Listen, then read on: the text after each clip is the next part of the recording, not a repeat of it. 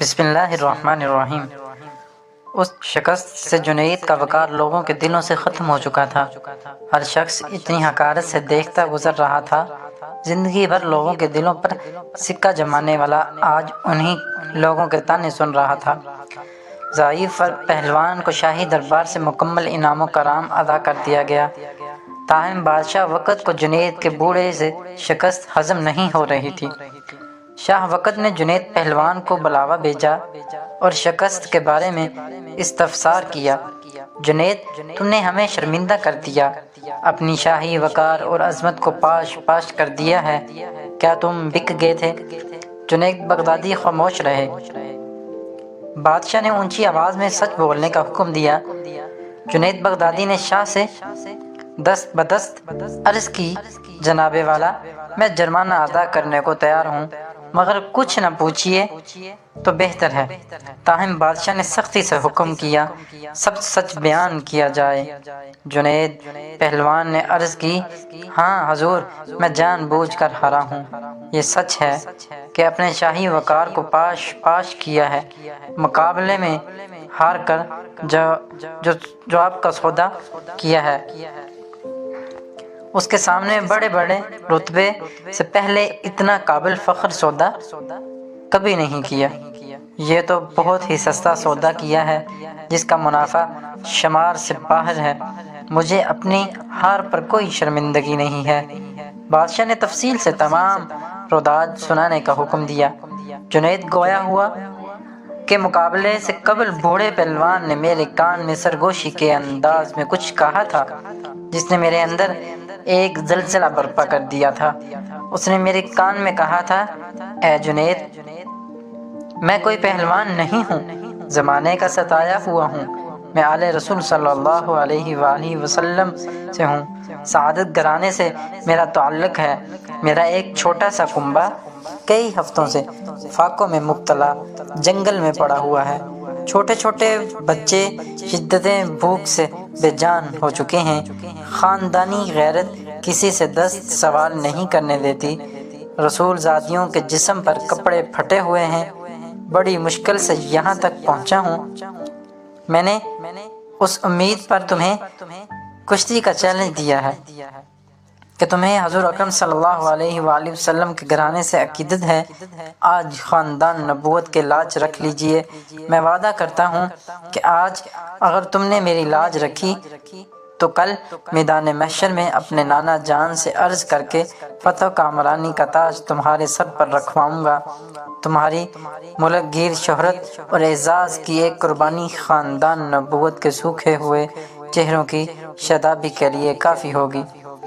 تمہاری یہ قربانی کبھی بھی ضائع نہیں ہونے دی جائے گی۔ اجنبی شخص کے یہ چند جملے میرے جگر میں اتر گئے۔ میرا دل گھائل اور آنکھیں اشک بار ہو گئی۔ سید زادے کی اس پیشکش کو فوراً قبول کر لیا اور اپنی عالمگیر شہرت، عزت و عظمت آل رسول صلی اللہ علیہ وآلہ وسلم پر قربان کرنے میں ایک لمحے کی تاخیر نہیں کی۔ فوراً فیصلہ کر لیا کہ اس سے بڑھ کر میری عزت و نموز کا اور کون سا موقع ہو سکتا ہے کہ دنیا کی اس محدود عزت کو خاندان نبوت کی اڑتی ہوئی خاک پر قربان کر دوں گا، اور بنی ہاشم کے گھرانے کی مرجھائی ہوئی کلیوں کی شادابی کے لیے میرے جسم کا خون سے کام ہو سکتا ہے تو جسم کا ایک ایک قطرہ تمہاری خوشحالی کے لیے دینے کے لیے تیار ہوں۔ جنید اتنا کہا کہ خاموش ہو گئے۔ بادشاہ کو بھی چپ لگ گئی۔ ہاتھ کے اشارے سے جنید کو رخصت ہو جانے کے لیے کہا۔ رات ہو چکی تھی، لوگ اپنے اپنے گھروں کو جا چکے تھے۔ عشاء کی نماز سے فارغ ہو کر جنید اپنے بستر پر لیٹ گئے۔ اس کے کانوں میں سید زادے کے وہ الفاظ بار بار گونجتے رہے، آج میں وعدہ کرتا ہوں کہ اگر تم نے میری لاج رکھی تو کل میدان محشر میں اپنے نانا سے عرض کر کے فتح کامرانی کا تاج تمہارے سر پر رکھواؤں گا۔ جنید سوچتا رہا، کیا واقعہ ایسا ہوگا؟ کیا مجھے یہ شرف حاصل ہوگا کہ حضور سرور کونین صلی اللہ علیہ وآلہ وسلم کے ہاتھوں سے یہ تاج میں پہنوں؟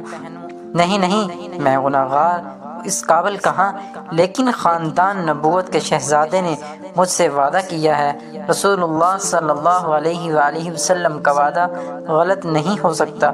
یہ سوچتے سوچتے جنید نیند کی آغوش میں پہنچ چکا تھا۔ نیند میں پہنچتے ہی دنیا کے عجائبات نگاہوں کے سامنے سے اٹھ چکے تھے۔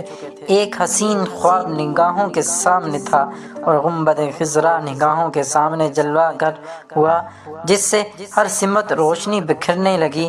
ایک نورانی ہستی جلوہ فرما ہوئی، جن کے حسن و جمال سے جنید کی آنکھیں خیرہ ہو گئیں۔ دل کیف سرور میں ڈوب گیا۔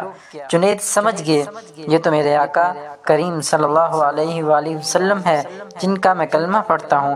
فوراً قدموں سے لپٹ گیا۔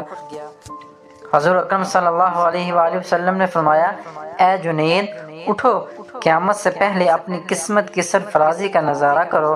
نبی زادوں کے ناموسوں کے لیے شکست کی ذلتوں کا انعام قیامت تک قرض رکھا جائے گا۔ سر اٹھاؤ، تمہارے لیے فتح کرامت کی دستار لیے کر آیا ہوں۔ آج سے تمہیں عرفان و تقریب کے سب سے اونچے مقام پر فائز کیا جاتا ہے۔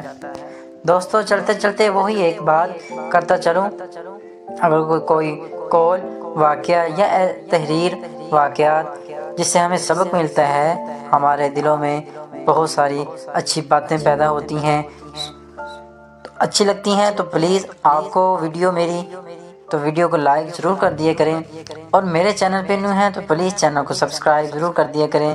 اس سے تو آپ کا کچھ نہیں جائے گا، لیکن میری حوصلہ افزائی ہو جائے گی، اور ایسی تحریریں، واقعات آگے ضرور دوستوں کے ساتھ شیئر کیا کریں، آپ صدقہ جاریہ بن جائیں گے۔ تب تک کے لیے اجازت دیں، اپنا بہت سارا خیال رکھیے گا، مجھے دعا میں یاد رکھیے گا۔ پھر حاضر ہوں گے نیکسٹ ویڈیو میں۔ اللہ حافظ۔